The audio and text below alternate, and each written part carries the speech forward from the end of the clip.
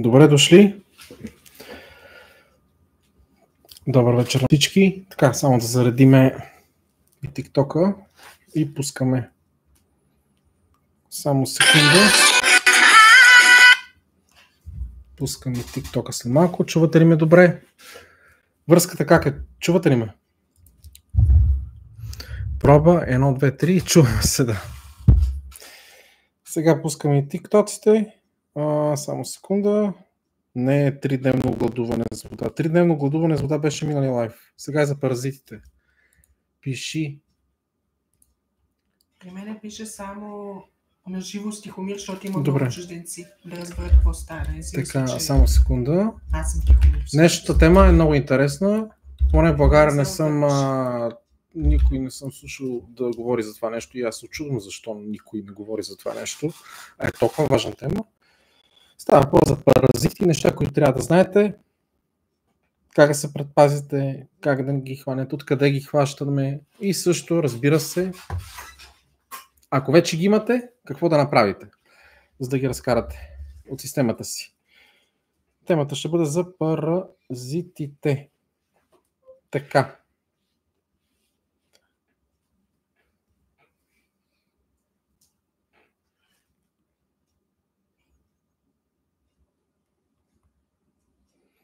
Само секунда.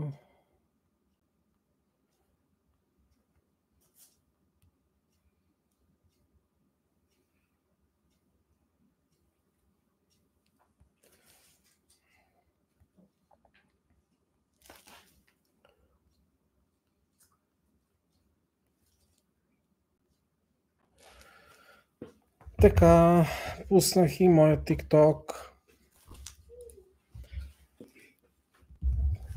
Казват ми, че се чувам идеално, което може само да ме радва. Така, излъчваме в момента през Facebook, YouTube и 2 TikTok профила. Добър вечер на всички, добре дошли. Както знаете, всяка неделя правя живо включване. Тези хора, които не го гледат веднага, може да го гледат на запис. Днешната тема ще бъде много интересна. Поне до сега не съм виждал в България някой да говори на тази тема. Една доста пренебрегвана тема в България, а именно за паразитите. Паразитите и неща, които трябва да знаете. Добре дошли отново. Аз съм Тихомир Ангелов. Както знаете, всяка неделя давам ценна информация за здравословното хранене. За тези, които искат да ме гледат, може да ме гледат в YouTube. В момента излъчвам през 3 различни платформи и гледам през 2 различни камери. Затова някой път гледам надолу. Надолу ми е TikTok-а, тук ми е другата камера, която е свързана с този микрофон. Това е към YouTube за по-добро качество и по-добра картина. Затова някой път гледам на различни места. 3 различни камери, 2 различни TikTok-а, 1 YouTube и 1 Facebook. Основният таргет на мен е YouTube, разбира се. Там имам най-много последователи и фенове и клиенти и най-много хора ме гледат в YouTube. Затова заповядайте там, за да може да ме гледате с по-добро качество с този микрофон. Той не е свързан с телефоните. Много голяма грешка пред хората в TikTok, защото те не могат да нито получават добра картина, нито добър звук. Затова отидете в моя YouTube канал, може да се абонирате. Тихомир Ангелов, като напишете, ще ви излезе веднага. В YouTube просто го напишете на латиница, на кирилица, както и да го напишете, ще ви излезне. Ще видите един канал, който е сравнително нов, защото стария, който имах над 10 000 последователи, го закриха. Става въпрос за Тихомир Донар Ангелов 86, 1,3K субскрайбъри. Така. Да започваме по същество, почва да не се бавиме, събрахме се. Така. Добре дошли. Как сте тази неделя? Както знаете, всяка неделя давам ценна и важна информация за здравето, за здравословното хранене, методики, различни изследвания и статистики за здравето и долголетието. Но днес реших да си поговорим за една много интересна тема,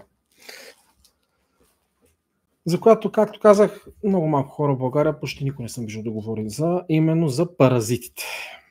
Затова не знам дали сте се замислили, дали някои от вас са били в операционна стая. В операционната стая в болниците температурата винаги е по-ниска. Това е защото това е вид защита срещу инфекции. Най-добрият щит срещу бактериите е студа, между 18 и 20 градуса. А знаете, че сега е топло и сега е лято. Какво означава това? Лятото и топлото е най-благоприятната среда за развитие на паразитни гъбични и всякакъв от този тип инфекции. Те обичат топлината, температурата и басейните, включително топлите басейни. Паразитите обичат водата и топлината. И когато попаднат в нашето тяло, се хранят от нас и растат от нашите храни. Най-вече с какво се хранят? Познайте от 3 пъти. Най-много обичат захар. Както и гъбичките, така и паразитите се хранят предимно с захар и не само с захар, а всичко, което се трансформира в такава, като хляб, картофи, ориз, тесто и глутен.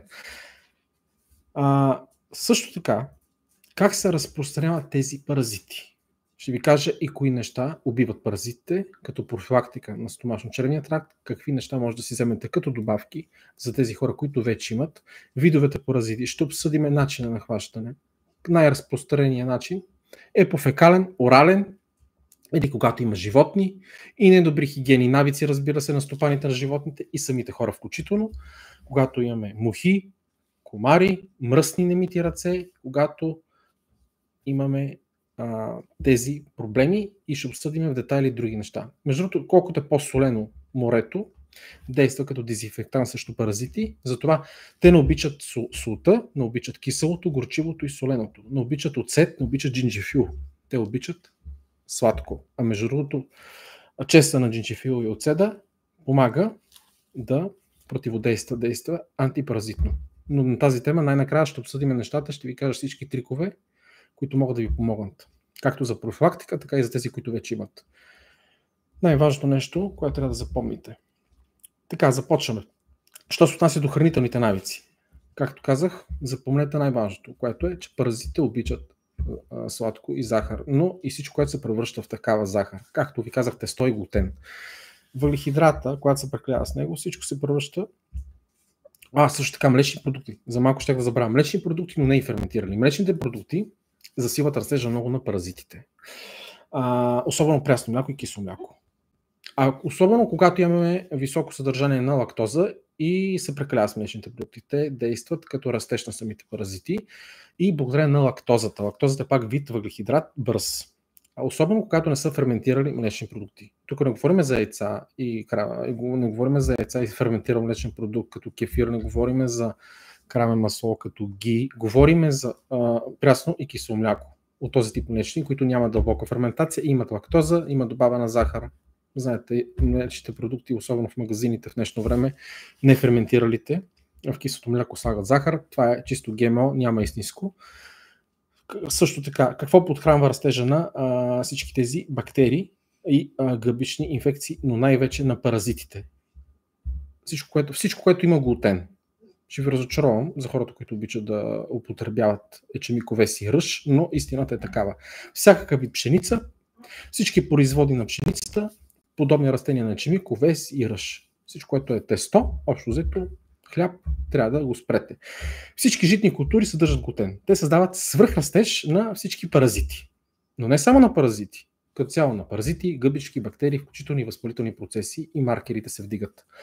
Така че паразитите обичат най-вече захар. Така че ние искаме да ги ограничим до глад. Намаляваме приема на захар, намаляваме приема на млечни продукти, увеличаваме приема на глутамин, противовъзпалителни неща, които за дебелото черво, най-доброто противовъзпалително нещо е глутамина. Може да го взимате като добавка, може да го взимате и под форма на истинска форма в храната. Искаме да елиминираме антипаразитни ефекти, имат чеса на джинджифила, оцеда, чай с джинджифил, ябълков мътен нефилтриран и други неща, които ще кажа. 2 много силни добавки, които помагат за едно етерично масло и още едно нещо, което за тези хора, които останат до края на лайфа, ще разберат. Затова не казвам сега всичко. Трябва да направите поне 2 седмична подкрепа на стомачно-черевния тракт и подкрепа на жълчния мехур и жълчните соли, за да изкарат токсините, след като убиете паразитите. Стъпка по стъпка ще ви обясня нещата, но да започнем първо с точка А. Какво представляват те, а именно паразитите? Как можем да се заразим с тях? Не, че искаме да се заразим с тях, но като разберете как можем да се заразим с тях, ще внимавате да направите превентивна мярка, за да не се случи това нещо с вас или с вашите деца. Как може да се заразите с паразити? Ще обсъдим това. Ще обсъдим как да се излекуваме от тях, ако вече ги имате, и как да ги предотвратим. Имаме много голям списък, между другото, с различни видове паразити. Аз няма да ги изборявам всичките. Списъкът е огромен. Някой още не се вижда с просто око, между другото, само на микроскоп, но ще ви кажа по същество паразитите, които са най-чести, които се срещат в нашето тяло, което когато се случат тези неща. Така, какво по същество означава паразит? Това е нещо, което живее в нашето тяло, което няма никаква полза за нас, а само ни вреди и смуча от нас. Тоест, живее в нашето тяло, без да ни дава никаква полза, вредно е за нас и вреди. И се свързва с някои от нашите минерали и ни взима от някои важни минерали и витамини. Така, имаме кръгъл черви. Кръгъл черви, имаме няколко видове кръгъл черви, като анкилостомито. Анкилостомито е друг вид кръгъл черви, който се среща често при представители от семейство котки. Така, имаме тения. Това са при животни. Чрез домашни любимци също може да имате паразити и до там ще стигнем. Острица, малък кръгъл черви. Имаме ламблия интестиналис. Това е паразит и тъй наречената болест на мръсните ръце. Ламблията интестиналис е, затова казваме на малките деца, като се приберат отвънка, първото нещо да си мият ръцете. Да, имаме такъв паразит, когато не си мием ръцете, но също този паразит, ламблията интестиналис, се среща, когато имаме, примерно, заразени храни от, примерно, каснала муха върху храната. Каснала муха върху храната, която след това няма виждаме, че е каснала муха и изяждаме тази храна. Чрез насекомите пренася също много различни инфекции и паразити. Имаме етерична амеба, имаме дървеници в БДЖ-то, имаме въшки, имаме лаймска болест, имаме инфекция с хеликобактер пилори. Най-разпространеното в България е хеликобактер пилори. Това може да се коригира с правилен хранителен режим. От сега го казвам, хеликобактер пилори вече имам няколко клиента. Това е грам негативни бактерии. Масово в България се среща, която живее в стомаха и отговорна за много широк спектър от симптоми и странични ефекти. Всички тези инфекции могат да създадат такъв вреден ефект върху нашето тяло. Затова са паразити, защото те не ти дават никаква полза. Имаме полезни бактерии, обаче имаме и вредни, включително и паразити. Нямаш никаква полза от тях, обаче те смучат. Като енергиен ресурс, като витамини, минерали и много други неща. Може да получите сърбежи, уморен, отпадналост, умора, недоспиване и много други странични ефекти. Тоест, само да взимат от нас, без да ни дават нищо. Това представлява паразита. Сега, най-важният въпрос. Как се заразяваме с тях? Между другото, преди дори да говоря за тази тема, хората масово не осъзнават, че има толкова много хора, които всъщност имат инфекции, без да го осъзнават и дори често без никаква симптоматика. Не е задължително да имате симптоматика. В някои ситуации има, в някои не.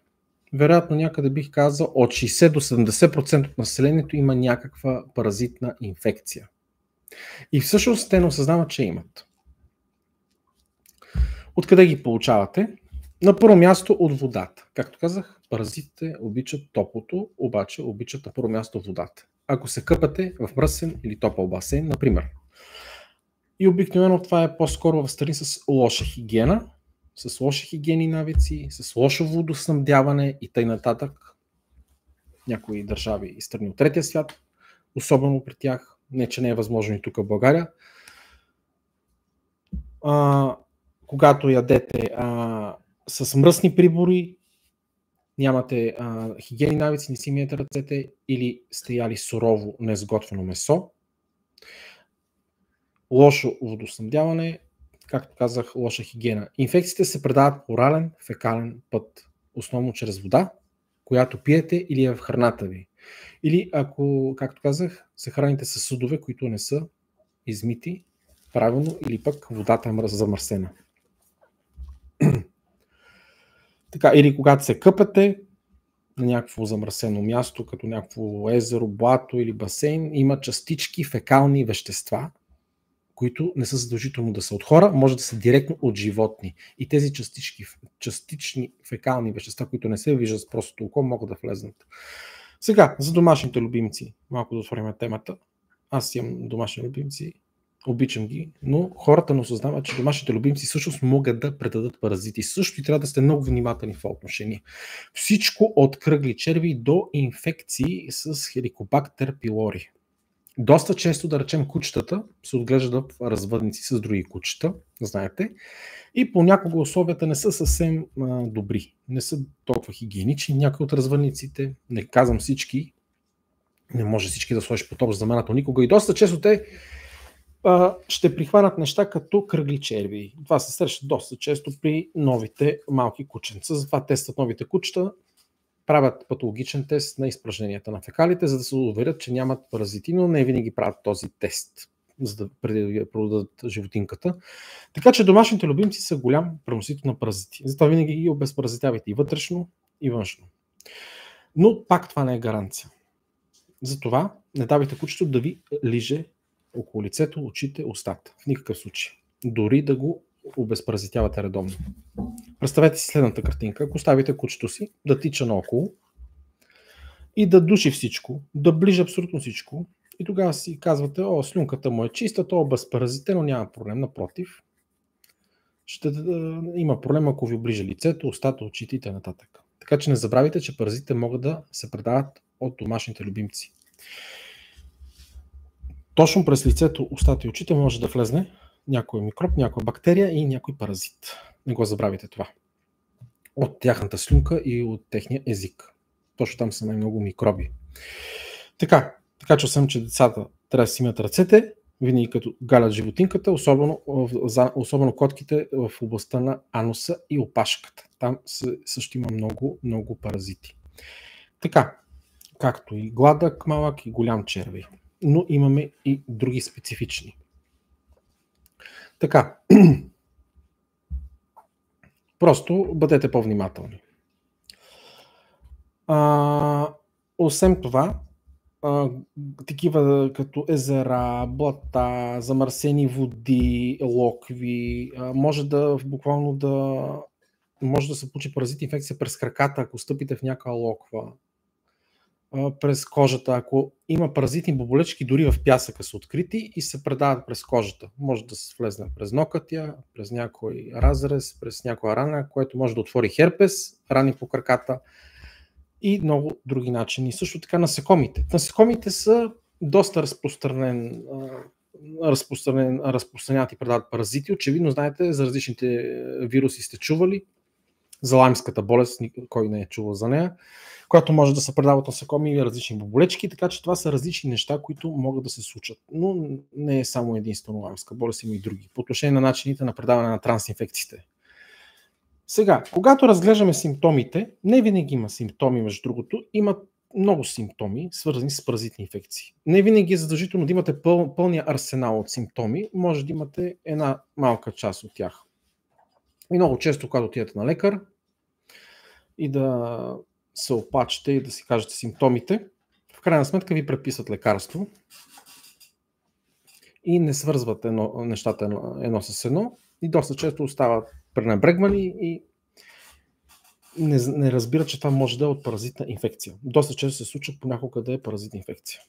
Част от симптомите доста често са необясними симптоми без причина, като проблеми с съня, сърбежи по кожата, постоянна умора може да усещате, диария, анемия, постоянен глад, подуване, гадане, повръщане, както казах, не е задължително всички симптоми да ги имате, може само една малка част от тях. Промени в микробиома в червата, внезапна промяна на микробиома, изведнъж имате запек, в същото време получавате диария, необяснима умора или на разположение, постоянно сте уморени, независимо какво правите. Примерно след 10 часа сън все още сте уморени, нарушение на съня, мятате се, обръщате се цяла нощ, не може да заспите, събуждате се към 2-3 часа сутринта, не може после да си легнете отново. Това са симптоми също на проблеми с кръвната захар и на лоши хранителни навици, което може лесно да се коригира с диета, но може и да е от паразитна инфекция. Също сърбеж по кожата или ректалните зони. Например, давам пример с паразита, който излиза нощно време, предимно като ректалните острици, които често се срещат при децата, са известни с сърбежа около ректума, особено при децата. Така че те ще се разболеят примерно от тези острици. Остриците са склонни да излизат през нощта.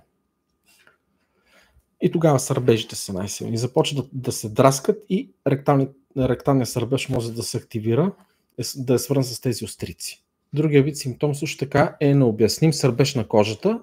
Е много често срещано при паразитни инфекции. Също така необясними здравословни състояния като фибромиалгия. Между другото, фибромиалгията в медицината означава дълготрайно болезнено състояние, при което тялото оформя различни зони на чувствителност, на болка.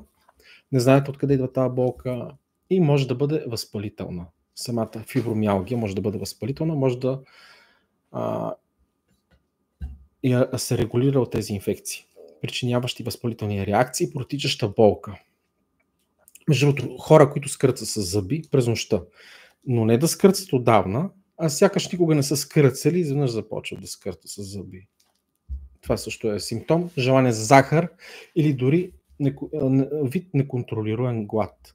Желание за храна, постоянен глад, защото паразитите се хранят с вас, което също ви взимат от хранителните вещества в стомаха. Започват да жадувате повече за сладко, защото обичат много сладко.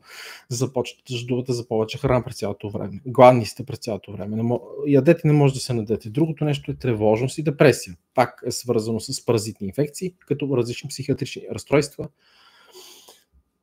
Много често се създават такива от тези възпалителни реакции, засягащи мозъка, така че тревожността и депресията е една от тях. Имаме симптоми, свързани с автоимунни заболявания. Между другото, на моя канал в YouTube има много видеоклипове и лайфове за много различни автоимунни заболявания. Говорил съм за автоимунни заболявания, щитовидната жлеза и много други. Така че може да гледате тези видеа, ще разберете много важни неща, но по същество едно автоимунно заболяване, между другото, също така може да бъде предизвикано от паразит. Също. Защо е така, според вас? Защото паразитите създават възпалителна реакция, тъй наречената цитокинова буря. За тези от вас, които не знаят какво означава цитокинова буря, това е физиологичен отговор на инфекция или заболяване, при което вашата присъща имунна система се задейства и става много агресивна, по начин, в която се създава среда, в която имунният отговор е много силен. И понякога тези неща могат да предизвикат автоимунно заболяване, при което имунната ви система започва да атакува щитовидната ви жлеза или може да започне да атакува ставите ви, като ревматоиден артрит и други. Така че запомнете, че има много състояния, които могат да бъдат свързани с различни автоимунни състояния, които могат да бъдат свързани с паразитни инфекции, като, например, анемията. Или, особено, желязодефицитната анемия е изключително често срещано заболяване при паразитните инфекции. Желязодефицитната анемия. Неща като Helicobacter pylori и други. Но знайте, че почти всички паразити могат да създадат проблеми с усвояване на желязото, независимо дали са Helicobacter pylori, дали са кръгли черви, дали са тени. Те всъщност се свързват с желязото и го изчерпват. Те се хранят с него, за да захранят собственото си тяло. Така че със сигурност може да възникне желязодефицитна анемия. А желязодефицитната анемия причинява една умора голяма.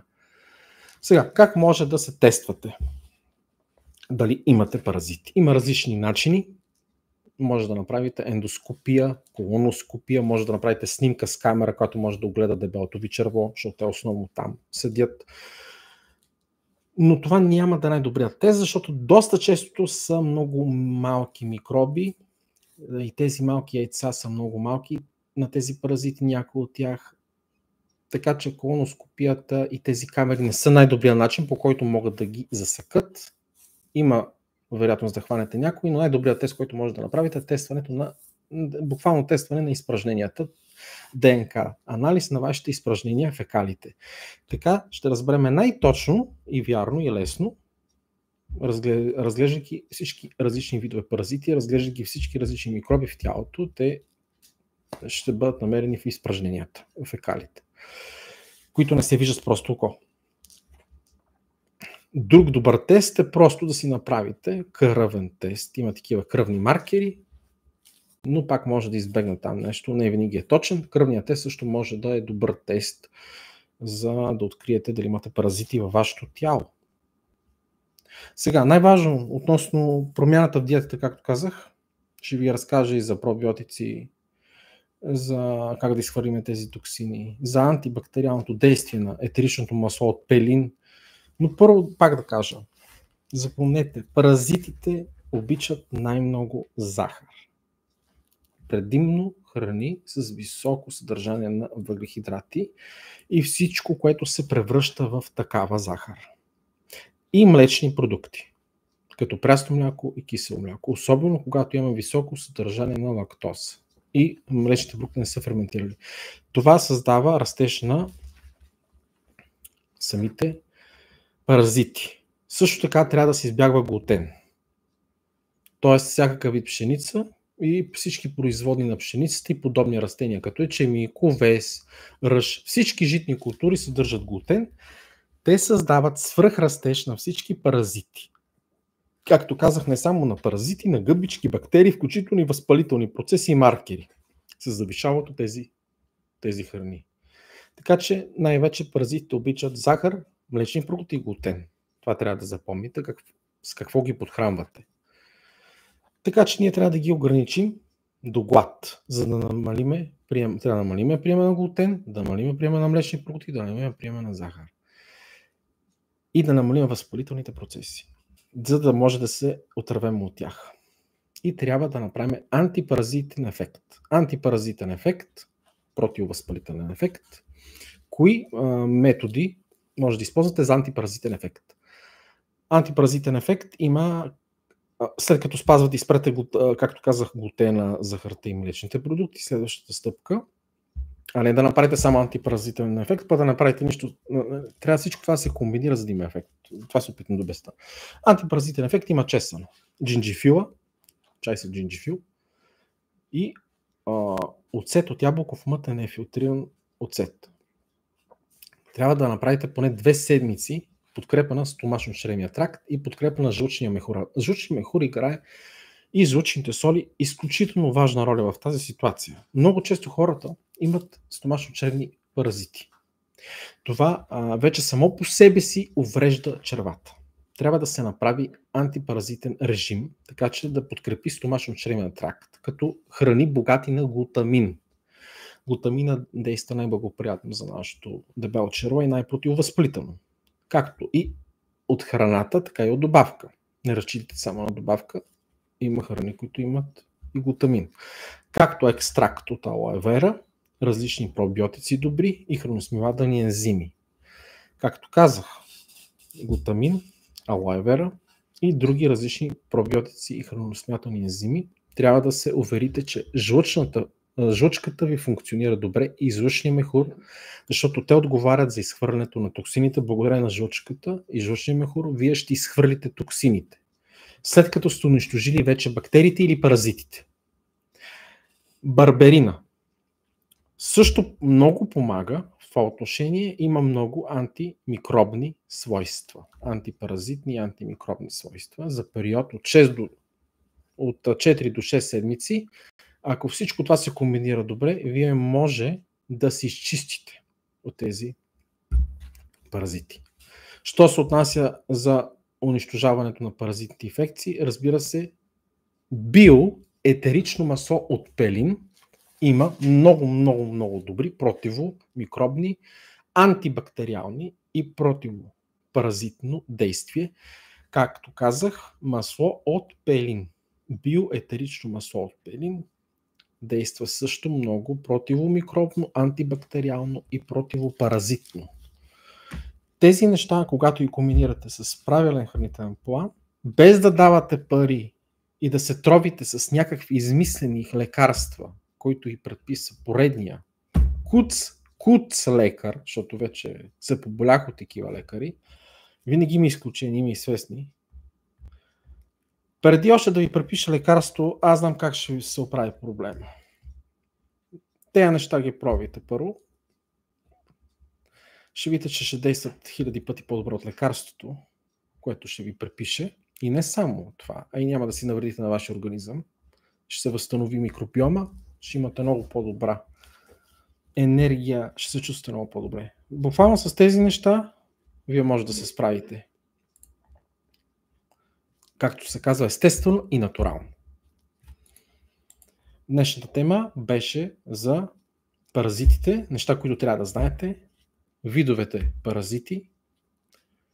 Точно сега тема за лятото, защото най-много се срещат по това време. Обичат топлото, водата. Казах ви за домашните любимци, казах ви как трябва да се внимава, по какъв начин се разпространяват тези инфекции, тези паразити, особено когато нямаме хигиена добра. Но даже някой път ние не сме виновни. Отиваме на ресторант, лоша хигиена в кухнята, неизмити съдове, или сме изяли някакво парченце сурово месце. Винаги има риск. Не винаги зависи от нас. Точно това е интересното, че даже да вие да сте изрядни, както при шофирането, вие да си спазвате правилника, и ви пак може да ви блъсне някой, който не разбира.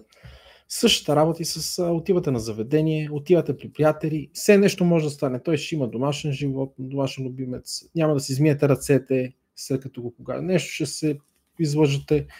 Винаги има риск. Затова трябва да знаете каква профилактика трябва да направите в вашия организъм, за да може да създадете неблагоприятни условия във вашия организъм, във вашето дебело черво, неблагоприятни условия за тези паразити. И когато имате тези неблагоприятни условия, като видят, че организма не поема глутен, не поема захар и имаме тези всички противопаразитни действия, както ви ги изброих, които подкрепят стомашно-чревния тракт, като глутамина, етеричното масло от пелин, барберина, всички тези неща, като ги комбинирате с правилна хранителна диета и когато избягвате глутен, захар, тесто и млечни, подчертавам пак, но не всички млечни, говорим предимно за прясно кисело мляко, когато имаме лактоза, лактозата подхранва паразита най-вече. Така че тези неща, когато ги спазвате, правите едновременно превенция, също паразити и също време правите и лечебен процес, ако вече имате такива. Буквално периода е между 4 и 6 седмици да се справите с тях, ако изпълнявате всичко, което казах в това видео.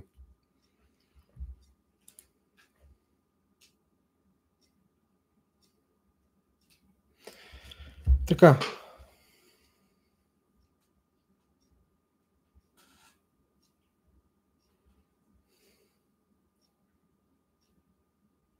Имам въпрос, така, само да отговоря на някои въпроси. Радослав, здравейте на всички, не чакайте и се доверете на Тихомир. Благодаря за милите думи и подкрепата. Тоест това не е въпрос, това е хвалба. Така, Тихомир е супер професионалист с много знания. Много сме доволни от него. Благодаря ти, Кирил Гроце. Така, сега да преминем към въпросите обаче. Има въпрос с кое е по-добро, креатин или протеинен прах? И двете не са добри. И двете не са добри. Креатина е за много хора слаби, които имат анемия, които са слабички, не качат нищо. Ако имаш проблеми с мазнините или някакво коремче, минимална водна задръжка или искаш да се изчистиш, да изглеждаш добре или си с нормално тегло, ако вземеш креатин, това няма да отиде в мускула, това ще накара да подпухнеш, не се заблуждави. Креатина надува и задържа вода. Това прави креатина, нищо друго не прави. Истински креатин, ако искаш да си вземеш, купуваш си на хубав телешки стек на Black Angus, Denver стек, Ram стек, на Meat Revolution отиваш в някаква голяма верига и си го изяждаш. И този стек ще ти даде много повече B12 и креатин от всякаква друга буклучива добавка. Така че не се заблуждавай. Червеното месо има креатин. Креатина като добавка е пълен Бошлав. Казвам ти го директно ти го казвам само за хора, които не могат да качат килограми, супер слаби са, рахити са, клечки са, те могат да взимат каротин. Но даже да имаш малко коремче, ти не можеш да си го позволиш, защото това веднага отива вонна задръжка в коремната област. Каротина те надува с вода. Това не ти прави мускули. Ти можеш да си заредиш клетките с кератин, който е натурален от месото, както ти казах. Ефектът ще е много по-голям.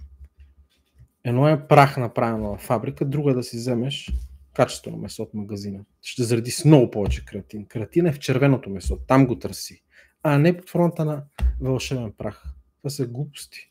Само си давате парите за глупости. Също важи за протеина на прах.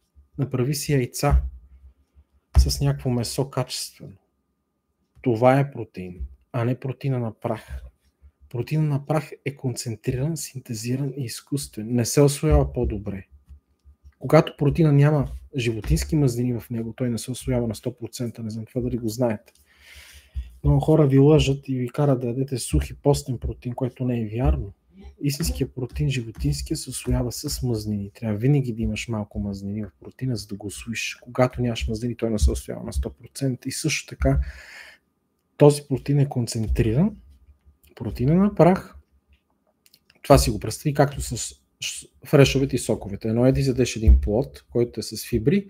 Това намалява ефекта от гликемичния скок от глюкозата. След това няма да се вдигна толкова много инсулин. Но когато изпиеш една фруктозна бомба, като фреш от портокал или фреш от някакъв друг плод, това не ти дава ползи, а напротив, това само ти вреди. Защото едно е плода да го изядеш, удара е много по-голям, ако направиш концентрация от протеин или концентрация от фреш портокал. Това нещо ти издига супер много инсулина и това не влиза в мускулите. Билдърите, които ги гледаш на снимките и картинките, нали, не са яки благодарение на протеина, а те са яки благодарение на инжекциите и на хапчетата. Не се заблуждавай.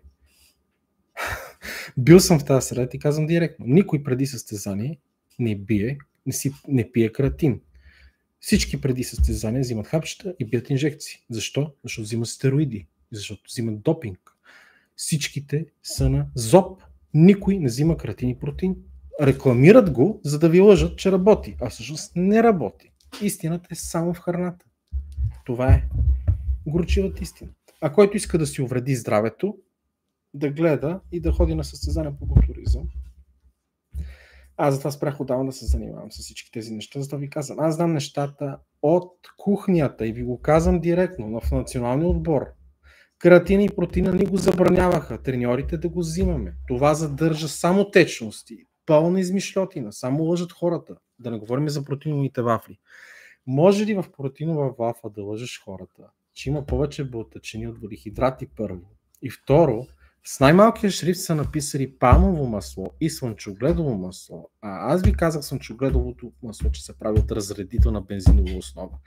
Имаме палмово и слънчогледово масло в протеиновата вафла в малко количество, но човек, когато го консумира всеки ден, в продължение на години се наслагва. Да не говориме за протеиновите шейкове, как в тях е пълно с примеси, много по-добре и изгодно ще ти излезе да си купиш качествено месо, взимаш си яйца и си го правиш. Не си зависим от боклуци, не си зависим от хора, които правят боклуци във фабрика. Всичко, което е направено от човек в престилка във фабрика или в опаковка, не става за ядене. Просто ясно. Но хората не разбират. Те искат винаги най-лесното, най-елементарното, да се подлъжат, гледат някаква реклама, видял някой пост и си мисли, че има някакво вълшебно хапче за ослабване. Фет бърнар 1, фет бърнар 2. Пълни глупости на търкарета. Няма такива неща. Просто ви заблуждават, казвам ти директно.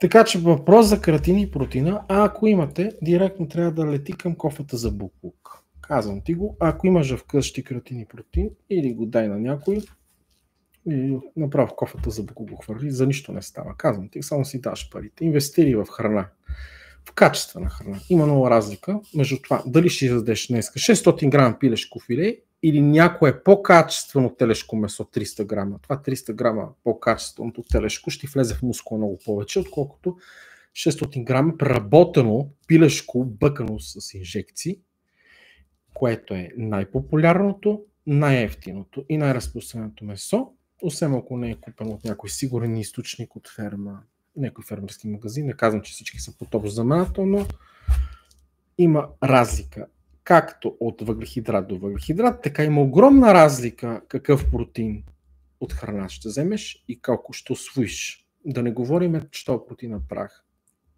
е пълна глупост. Така, повече въпроси за добавки, такива смешни въпроси за протеин и креатин да не съм чул. Не се лъжте, моля ви. Имам специален лайв, в който говоря за измамата, за маркетинговия трик, за всичко това, за хранителните добавки. Нито ще станете по-яки с тези неща, нито по-здрави, нито пък здравето ще ви е по-добре.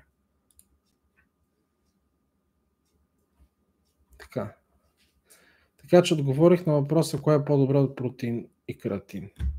Отговорът е нито едното, нито и другото. И двете неща може да си ги набавиш от храната и ще е в пъти по-добре. Сега, имам въпрос, какво див кестен, карамфил, чесън, черен орех, тиквени семки, брашлян, черен камион за прочистване. Така. Зависи за какво прочистване говорим. Нали? Тук не уточняваме. Трябва само да ми уточниш дали става въпрос за прочистване, детокс или за прочистване срещу паразити. Задай по-хубава въпроса, за да ти отговоря на въпроса. И моля ви, не се лъжте с те овесени ядки, пак го казвам. Не се лъжте и не ящете те овесени ядки. Взимат ви от желязото, цинка и селена и ви пада нивото на тестостерона. А културистите няма как да го разберат. Знаете ли защо? Защото те си бият инжекционно тестостерон. Те и банички дадат, пак ще заякнат. Не ги гледайте тях. Не се заблуждавайте. Казвам ви директно. Културиста, който яде овесени ядки и вие гледате от него, той си бие инжекционен тестостерон. Той няма да му падне тестостерон. За един натурален атлет е много важно да комбинира мазнини с бълтачини, за да се усвоят по-добре мазнините, да даде качествено месо, а не сухо пилешко и да избяга овесени ядки и бобови растения, защото са пълни с фитата, който те наречените фитинова киселина, лектин и оскалат. Те не се метаболизират в нашия организъм и се свързва с цинка, селен и желязото. Пада ви либидото, пада ви тестостерона, да не говориме, че няма никакъв ефект и е пълна загуба на време и само се мъчите. Никога не яще на сила, когато не сте гладни. Това го запомнете от мене. Никога не яще, когато не сте гладни. Слушайте вашия организъм. А за хората, които постоянно ядат, те трябва да се запишат при мене на час за консултация, защото това са този глад и този апетит, който постоянно ядете. Това трябва да се коригира. Това са проблеми вече с инсулина, проблеми сериозни. Преддиабетно състояние, инсулинова резистентност и така нататък. За тези, които искат да се свържат с мен, знаете, че аз се занимавам с това от години. Облегчавал съм и съм лекувал изключително много хора с омазен черен дроб, проблеми с сърдечно-съдовата система, хора, които имат хашимото, инсулинова резистентност, диабет от тип 1, диабет от тип 2, псориазис, уртикалия, различни кожни заболявания, включително и киста на яйчниците. Може да ме потърсите. Тихомир Долнар Ангелов ми е инстаграма, munzermimun.kbv.bg ми е почтата и в този канал, който правя всяка неделя клипове, може да гледате запис. Сега, Пантера Багира, не мога да го прочета изинави.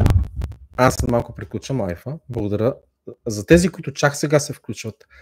Съжалявам, но няма как да повторя целия лайф наново. Не обичам да се повтарям. Когато нещата ги обяснявам детайли по етапно, всичко ще разбереш подробно. Просто си го пусни на запис от самото начало. Много хора няма да могат да го гледат директно, защото аз имам много клиенти и много фенове от Америка, от Щатите, има други часови зони, те са ми казвали, винаги го гледам на запис. Пуснете си го на запис, няма да изпуснете нищо и няма да съжалявате, защото ще научите неща, където никъде не ги говорят, особено тук в България. Ексклюзивни неща, буквално за вашето здраве, безплатна информация. Пусни си го на запис и ще виж за какво става въпрос, защото аз точно сега ще да приключа.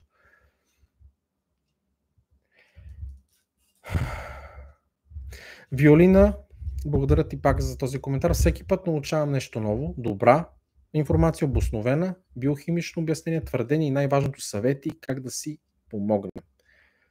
Така е. И аз оценявам, че сте всяка неделя с мене. Така че очаквайте ме следващата неделя. До нови срещи. Който не е гледал лайфа, да си го пусне на запис. Пазете се, успешна седмица и до нови срещи. Приключваме за днеска.